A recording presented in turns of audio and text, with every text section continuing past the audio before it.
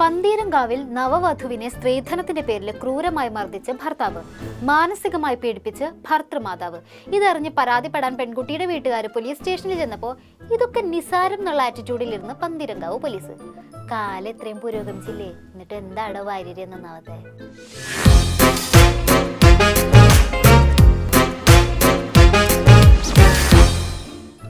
പന്തീരങ്കാവിലെ വിവാഹം കഴിഞ്ഞ ദിവസങ്ങൾക്കുള്ളിൽ ഭർത്താവിൽ നിന്ന് നവവധു നേരിട്ടത് ക്രൂരമായ പീഡനം. എന്തിനാണ്? സ്ത്രീധനത്തിന്റെ പേരിൽ തന്നെ. കല്യാണമാണെങ്കിൽ സ്ത്രീധനം നിർബന്ധമാണ് എന്നുള്ള ചിന്തയാണല്ലോ ഇന്ന് പലർക്കുള്ളത്.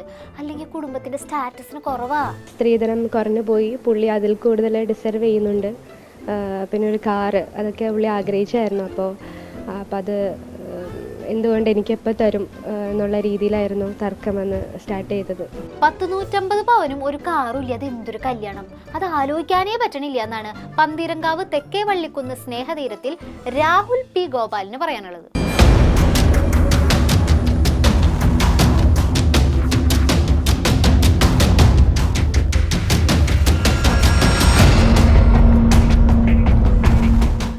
അമ്മ എന്നോട് സ്ത്രീധനം കുറഞ്ഞു പോയി എന്നുള്ള പേരിൽ വെച്ചിട്ട് കിച്ചണിൽ വെച്ചിട്ട് എപ്പോഴും എൻ്റെ മകൻ ഇതിൽ കൂടുതൽ ഡിസർവ് ചെയ്യുന്നുണ്ട് എന്നുള്ള പേരിൽ എന്നോട് ഉള്ളൊരു സംഭാഷണമൊക്കെ ഉണ്ടായിരുന്നു.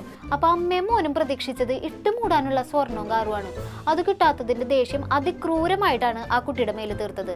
അല്ല, അറിയാൻ പാടില്ലായിട്ട് ചോദിക്കാണ്, നിങ്ങൾക്കൊന്നും സ്വന്തമായിട്ട് അധ്വാനിച്ച് ജീവിക്കാൻ അറിഞ്ഞൂടെ?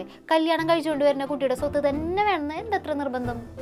നെറ്റിയിൽ, അതായത് മുഷ്ടി വെച്ചിട്ട്, കൈമുഷ്ടി വെച്ചിട്ട് എൻ്റെ തലയുടെ ഇവിടെ 3 സൈഡിൽ, തലയുടെ ഇവിടെ സൈഡിൽ ഇടിച്ചു, പിന്നെ ബാക്കിൽ ഇടിച്ചു, പിന്നെ നെറ്റിയുടെ ഇവിടെ ആ മുഷ്ടി വെച്ചിട്ട് തന്നെ ഇടിച്ചു, പിന്നെ ചാർജറിൻ്റെ കേബിൾ വെച്ചിട്ട് കഴുത്ത് മുറുക്കി കൊല്ലാൻ നോക്കിയായിരുന്നു തന്നെ.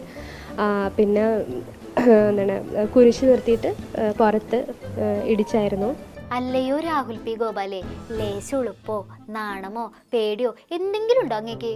അതെല്ലാം ഉണ്ടായിരുന്നെങ്കിൽ ഈ കുട്ടീനെ കല്യാണം കഴിഞ്ഞ ദിവസങ്ങൾക്കുള്ളിൽ തന്നെ ഇങ്ങനെ ക്രൂരായിട്ട് മർദ്ദിക്കായിരുന്നു അല്ലേ? എന്തായാലും ആ പെൺകുട്ടി മിടുക്കിയാണ്. ക്രൂരമർദ്ദനമേറ്റത് എല്ലാവരോടും തുറന്നു പറഞ്ഞല്ലോ. സർവ്വസഹയായി അവിടെ തന്നെ കടിച്ചു പിടിച്ച് നിന്നില്ലല്ലോ. രാഹുൽ എന്നോട് അങ്ങനെയാണ് പറഞ്ഞത്, ബാത്റൂമിൽ വീണാണെന്ന് പറയാൻ പാടുള്ളൂ എന്ന് പറഞ്ഞ് ഭീഷണിപ്പെടുത്തിയായിരുന്നു തന്നെ. അപ്പോൾ ഞാൻ പറഞ്ഞു പറയാം എന്ന് ഞാൻ തന്നെ പറഞ്ഞു. അങ്ങനെ ബാത്റൂമിൽ വീണാണെന്ന് പറഞ്ഞു. പക്ഷെ അവർക്ക് എന്തൊരു ഡൗട്ട് തോന്നി അല്ലേ, എന്നെ ഒന്ന് ഇരുത്തിയിട്ട് അവർ നന്നായിട്ടൊന്ന് നോക്കിയപ്പോൾ ചെവിയുടെ ഇവിടെ കണ്ടോ ഇപ്പോഴും ആ ഒരു ബ്ലഡ് അടിച്ചതിൻ്റെ അത് ക്ലോട്ടായി കിടപ്പുണ്ട്. മൂക്കിൻ്റെ ഇവിടെ ആ ബ്ലഡ് ഇങ്ങനെ താഴെ ആ സമയത്ത് ഇങ്ങനെ നിൽക്കുന്നുണ്ടായിരുന്നു. എല്ലാം അതുപോലെ തന്നെ ഉണ്ടായിരുന്നു, തല ഇങ്ങനെ മുഴച്ചത്. ഇത് കണ്ടപ്പോഴത്തേക്കും കുറേ ചോദ്യം ചെയ്തു തന്നെ. അങ്ങനെ കുറേ ചോദിച്ചതിൻ്റെ പിന്നിൽ ലാസ്റ്റാണ് ഞാൻ പറയുന്നത് എനിക്ക് എങ്ങനെ രാഹുലേട്ടൻ എന്നെ മർദ്ദിച്ചതാണെന്നുള്ളത്. ഏട്ടനോ? ഏത് രാഹുലേട്ടൻ? ആവശ്യമില്ലാത്ത ഒരാൾക്കും ആവശ്യമില്ലാത്ത ഒരു ബഹുമാനം കൊടുക്കണ്ട കുട്ടി. അങ്ങനെ കല്യാണം കഴിഞ്ഞ 7ാം ദിവസം പെൺകുട്ടിയുടെ വീട്ടുകാർ കുട്ടിയുടെ അടുത്ത് വന്നപ്പോഴാണ് കാര്യങ്ങളൊക്കെ അറിഞ്ഞത്. പിന്നെ എന്താ നടന്നത്? അന്ന് തന്നെ നമ്മൾ കോഴിക്കോട് ഹോസ്പിറ്റലിൽ പാരൻസ് വന്നിട്ട് തന്നെ ആദ്യം ഹോസ്പിറ്റലിൽ കൊണ്ടുപോയി. അതിനുശേഷം അവിടെ കോഴിക്കോട് തന്നെ പന്തീരങ്കാവ് അവിടെ പോലീസ് സ്റ്റേഷനിൽ ഹാജരാക്കി. ഞാൻ അവിടെ ഇപ്പോൾ ഈ പറഞ്ഞതെല്ലാം ഞാൻ അവിടെയും പറഞ്ഞു. പക്ഷേ എനിക്ക് കിട്ടിയത്, ലേറ്റസ്റ്റ് ആയിട്ട് എനിക്ക് കിട്ടിയത് ഞാൻ പറഞ്ഞതൊന്നും അതിൽ അവർ രേഖപ്പെടുത്തിയിട്ടില്ല എന്നുള്ളതാണ്. ഞാൻ കേബിൾ വെച്ചിട്ട് കഴുത്ത് മുറുക്കി കൊല്ലാൻ നോക്കിയ കാര്യങ്ങളൊന്നും അതിലില്ല. അതാണ്. അപ്പോൾ അടുത്ത ട്വിസ്റ്റ് വരുന്നത് പോലീസ് സ്റ്റേഷനിൽ എത്തിയപ്പോഴാണ്. സ്ട്രോങ് ആയി പെൺകുട്ടി മൊഴി കൊടുത്തു. പക്ഷെ മൊഴിയിൽ ഒരു കാര്യം പോലീസിന്റെ റിപ്പോർട്ടിൽ ഉണ്ടായിരുന്നില്ല. പന്തീരങ്കാവ് പോലീസ് സ്റ്റേഷനിൽ ചെന്നു. പന്തീരങ്കാവ് പോലീസ് സ്റ്റേഷനിൽ ചെന്നപ്പോൾ അവർ പറഞ്ഞു ഞങ്ങൾക്ക് ഡോക്ടറിന്റെ സർട്ടിഫിക്കറ്റ് ഉണ്ടെങ്കിലേ എടുക്കാൻ പറ്റുള്ളൂ. അങ്ങനെ ഞങ്ങൾ അവിടെ ചെന്ന് ഡോക്ടർക്ക് എല്ലാം കൃത്യമായി മനസ്സിലായി. എന്ന് വെച്ചാൽ ഇതുപോലെയല്ല ചെല്ലണത്, ഒരു ഭീകരാവസ്ഥയാണ്. അതെല്ലാം മനസ്സിലാക്കി ഞങ്ങൾ ഇവിടെ വന്നു. പക്ഷേ പന്തീരങ്കാവ് പോലീസ് വളരെ മോശമായിട്ടെന്ന് പറഞ്ഞാൽ വളരെ മോശമായിട്ട്, ഇത് നിങ്ങൾ പ്രത്യേകം പറയേണ്ട ഒരു കാര്യമാണ്. എന്താണെന്ന് വെച്ചാൽ ഏതൊരാൾക്കും, ഒരു പെൺകുട്ടിന്ന് തന്നെയല്ല, ഈ ലോകത്തുള്ള ഓരോ വ്യക്തിക്കും മനുഷ്യന് നീതി കിട്ടണം. ആ കുട്ടിയുടെ മുഖത്തും ശരീരത്തിലുള്ള പാടുകളും തന്നെ ഏറ്റവും വലിയ തെളിവാണ്. ആ പെൺകുട്ടി നടന്നതെല്ലാം അണുവിട തെറ്റാണ്ട് പോലീസിനോട് പറയുകയും ചെയ്തു. എന്നിട്ടും പന്തീരങ്കാവ് പോലീസിന് ഒരു വൈക്ലഭ്യം. ഇതൊക്കെ എങ്ങനെയാ കേസാക്കാന്ന്? അവരുടെ കണ്ണിൽ ഇതൊന്നും ഒരു കുറ്റമേ അല്ല. വാവ്, കേരള പോലീസ് മാസ്. പൊതുവിൽ പോലീസിന്റെ ഇടപെടൽ ജനങ്ങൾക്ക് നല്ല വിശ്വാസം പകരുന്നതാണ്. അതുകൊണ്ട് തന്നെ ആത്മവിശ്വാസത്തോടെ ഇത്തരം കാര്യങ്ങളിൽ ഇടപെടാൻ കഴിയും എന്നത് പൊതുവെ ഉൾക്കൊണ്ടു പോകേണ്ടതാണ്. നീ ഒന്നും പണയണ്ട. അപ്പൊ സിയക്ക് എങ്ങനെ അവിടെയുള്ള എല്ലാവർക്കും CA തുടങ്ങി അടി വരെയുള്ളവർക്ക് ഇവരെ രമ്യതയിൽ എത്തിച്ച് പറഞ്ഞെടുക്കണം. സ്ത്രീധനത്തിന്റെ പേരിൽ പെൺകുട്ടിയുടെ തലയിൽ മർദ്ദിച്ച, ചാർജർ കഴുത്തിൽ കുരുക്കി കൊല്ലാൻ ശ്രമിച്ച ഒരുത്തന്റെ കൂടെ ആ കുട്ടി പോണെന്നാണ് പന്തീരങ്കാവ് പോലീസ് പറഞ്ഞത്. ഇത്രയും ക്രൂര മർദ്ദനമേറ്റ പെൺകുട്ടിയുടെ മുഖത്ത് നോക്കി കാര്യങ്ങളൊക്കെ രമ്യതയിൽ പരിഹരിക്കാമെന്ന് പറഞ്ഞ പന്തീരങ്കാവിലെ ആ CI സാറിന്റെ മനസ്സ് നമ്മൾ ആരും കാണാണ്ട് പോരുത് കേട്ടോ. ജനങ്ങളുടെ സംരക്ഷകരായും സുഹൃത്തുക്കളായും മാറാൻ കഴിയും.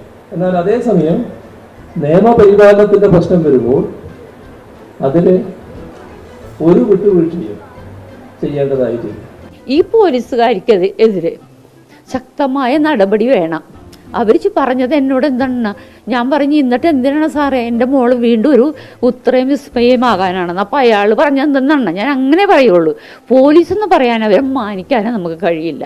എല്ലാവരും എല്ലാം നമ്മൾ പറയുന്നത്, പക്ഷേ പറയാണ്ടിരിക്കാൻ വയ്യ. എന്ന് വെച്ചാൽ അവരത്ര അനീതിയാണ് ഞങ്ങളോട് കാണിച്ചത്. അപ്പം അയാൾ പറയണേ അത് പത്രക്കാർ എഴുതിയുണ്ടാക്കിയതാണെന്ന് CI പറഞ്ഞത്.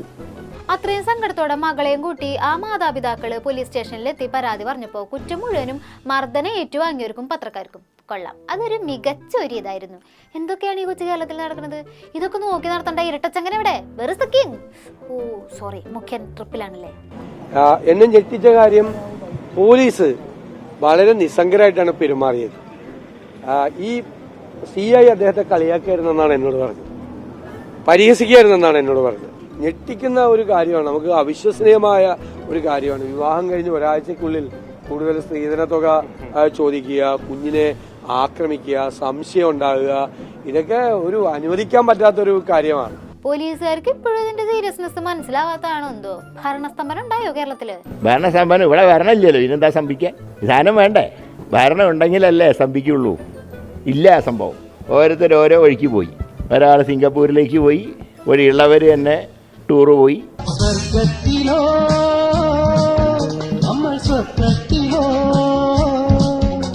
പന്തീരങ്കാവിൽ ഭർത്താവിൽ നിന്നേറ്റ മർദ്ദനം കൃത്യമായി ലോകത്ത് അറിയിച്ച പെൺകുട്ടി മിടുക്കിയാണ്. പെൺകുട്ടികളെ, നിങ്ങൾ ആരും ആരുടെയും അടിമകളല്ല. ഇനി മാതാപിതാക്കളോടാണ്. മക്കളുടെ കല്യാണമല്ല, അവരുടെ സന്തോഷമാകണം നിങ്ങളുടെ സ്വപ്നം. ഈ കേസിലെ പ്രതികളെ നിയമത്തിന് മുന്നിലെത്തിച്ച ആ കുട്ടിയുടെ അച്ഛനും അമ്മയും പൊളിയാണ്. ഇനി കണ്ണു തുറക്കേണ്ടത് കേരള പോലീസാണ്. മുഖ്യമന്ത്രിയുടെ വിശ്രമമൊക്കെ കഴിഞ്ഞെങ്കിൽ ഇന്തോനേഷ്യയിൽ ഇരുന്ന് ഇതൊക്കെ വീക്ഷിച്ച് വേണ്ട നടപടി എടുത്തിട്ടുണ്ടെങ്കിൽ വലിയ ഉപകാരം. കേരളത്തിലെ ഗുണ്ടകളൊക്കെ ഇപ്പോൾ പാർട്ടി മൂഡിലാണ് ഗൈസ്. കൊലക്കേസ് പ്രതി കുറ്റവിമുക്തനായി പുറത്തേക്ക് ഇറങ്ങിയപ്പോൾ പുള്ളിക്കൊരു കൊതി. ആവേശം സിനിമയിലെ പോലെ കൂട്ടുകാരനെയൊക്കെ വിളിച്ച് ഗംഭീര പാർട്ടി അങ്ങ് നടത്തി കളയാമെന്ന്. അങ്ങനെ ഗുണ്ട പാർട്ടിയുടെ ആവേശം മോഡൽ പാർട്ടി ആകെ വൈറലായി.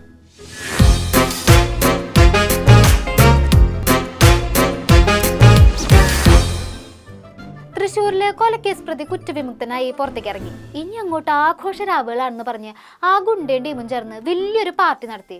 കൂടെ മാസ് BGM ഇട്ട് റീൽസ് ഇറക്കി. ജയിലിൽ നിന്ന് ഇറങ്ങിയിട്ടല്ലേ ഉള്ളൂ, അപ്പോഴേക്കും ഈ ധൃതിക്കൂട്ടി ഇങ്ങനെ ഒരു പാർട്ടി നടത്തിയത് എന്തിനാണാവോ? ഒരു കേസ് സംബന്ധമായിട്ട് ജയിലില് വിചാരണ തടവിലായിരുന്നു. അപ്പൊ അച്ഛൻ മരിച്ചിട്ട് ഒരു കൊല്ലം 4-5 മാസമായി. അപ്പൊ ഞാൻ ജയിലിൽ നിന്ന് വന്നിട്ടുണ്ടായിരുന്നു, ഒരു പരിപാടി നടത്താൻ പറ്റിയില്ലേ. അച്ഛൻ മരിച്ച സമയത്ത് ജയിലിലായിരുന്നു, അതുകൊണ്ട് കൂട്ടുകാർക്ക് ഭക്ഷണം വാങ്ങി കൊടുത്തതാണ്. നമ്മളൊക്കെ വെറുതെ തെറ്റിദ്ധരിച്ചു അല്ലേ? അച്ഛൻ മരിച്ചുകൊണ്ട് ഭക്ഷണം വാങ്ങി കൊടുത്തതാണല്ലേ കണ്ടത്. കൊള്ളാം, എന്തോ ഇവിടെ ഒരു തകരാറ് പോലെ. പിന്നെ നിങ്ങളുടെ ന്യൂസിലേക്ക് എന്തൊക്കെയാണോ പറയുന്നത് അനാവശ്യമായ കാര്യങ്ങൾ എന്റെ ഇതിനെ ബാധിക്കില്ലേ? എന്തിനു ബാധിക്കില്ലെന്ന്? ഗുണ്ട പ്രൊഫഷനാണോ ചേട്ടാ? നമ്മള് കുടുംബമായി ജീവിക്കുന്നതല്ലേ. നമ്മള് ഒരു മീഡിയയിലോ ഒരു കേസിലോ കേസോളിലോ നമ്മുടെ പേരോ ഫോട്ടോ ഒന്നും വരാറില്ല. വീഡിയോ നെറ്റിലോ ഒന്നിലും വരാറില്ല, യൂട്യൂബിലോ ഒന്നിലും ഇതുവരെ വന്നിട്ടുമില്ല. നമ്മൾ അങ്ങനത്തെ ഒരു കേസിൽ പറയണ മാതിരി ആരോപിക്കുന്ന മറ്റേ ആളല്ല. ഓ, കുടുംബവും കുട്ടികളായിട്ട് ജീവിക്കലാണല്ലേ. താങ്കൾ എന്തിനാ ജയിലിൽ പോയെന്ന് പറഞ്ഞു? ഞാൻ സിജോ വധക്കേസ് മുണ്ടൂര് മറ്റേ മെഡിക്കൽ കോളേജ് ഒരു കേസ് സംബന്ധമായി ചെറുതായി ഒരാളെ കൊലപ്പെടുത്തി. അതിനാണോ നിങ്ങൾ എല്ലാരും കൂടി ഈ പാവത്തിനെ കുറിച്ച് കയറണത്? മോശം കാര്യം എന്ന് പറഞ്ഞാൽ വീഡിയോയിൽ കാണുന്ന നിങ്ങൾ മദ്യം കുപ്പി കണ്ടിട്ടുണ്ടായില്ല, അത് തൃശ്ശൂരിന്ന് വെള്ളപ്പം മേടിച്ചതാണ്. എന്താണിത്? ഒരു ഗുണ്ടയ്ക്ക് കുറച്ച് വെള്ളപ്പം തിന്നാനുള്ള സ്വാതന്ത്ര്യം പോലും ഇല്ലെന്നാണ് ഈ ആഘോഷം സംഘടിപ്പിച്ച ആള് ചോദിക്കണത്. കാര്യം, ഈ കൊലക്കുറ്റത്തിൽ നിന്ന് പുള്ളിക്ക് മോചനം കിട്ടി, പക്ഷെ പുള്ളിയുടെ പേരിൽ വേറെ 3 കൊലക്കുറ്റുണ്ട്. എന്തായാലും അച്ഛൻ മരിച്ചതിന്റെ പേരിൽ കൂട്ടുകാർക്ക് ഇങ്ങനെ ഭക്ഷണം വാങ്ങി കൊടുക്കണം വേറെ ആരെങ്കിലും ഈ ലോകത്തുണ്ടാവുമെന്ന് സംശയമാണ്. എന്നാ ശരി, ബാക്കി വിശേഷങ്ങളുമായി ഇനി നാളെ കാണാം. നന്ദി, നമസ്കാരം.